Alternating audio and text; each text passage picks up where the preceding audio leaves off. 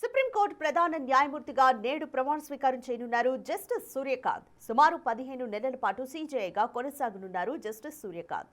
ఇవాళ జరగనున్న సీజేఐ సూర్యకాంత్ ప్రమాణ స్వీకారానికి ప్రధాని మోదీ, పలువురు కేంద్ర మంత్రులు, తెలంగాణ సీఎం రేవంత్ రెడ్డి సహా వీవీఐపీలు హాజరు కానున్నారు.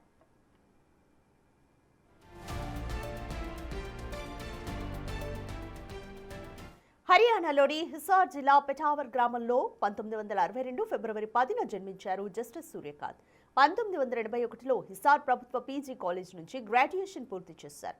ఇక 1984లో రోహ్తక్లోని మహర్షి దయానంద్ యూనివర్సిటీలో బ్యాచిలర్ ఆఫ్ లా చదివారు. 2011లో కురుక్షేత్ర యూనివర్సిటీ నుంచి మాస్టర్ ఆఫ్ లాని అభ్యసించారు.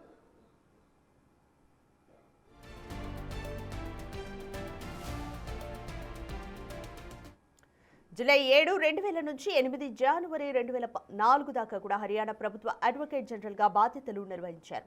అనంతరం పంజాబ్ అండ్ హర్యానా హైకోర్టు న్యాయమూర్తిగా వ్యవహరించారు. హిమాచల్ ప్రదేశ్ హైకోర్టు ప్రధాన న్యాయమూర్తిగాను పనిచేశారు. 2019 మే 24న సుప్రీంకోర్టు న్యాయమూర్తిగా పదోన్నతి పొందారు. 6 ఏళ్లుగా సుప్రీంకోర్టులో సేవలందిస్తున్నారు.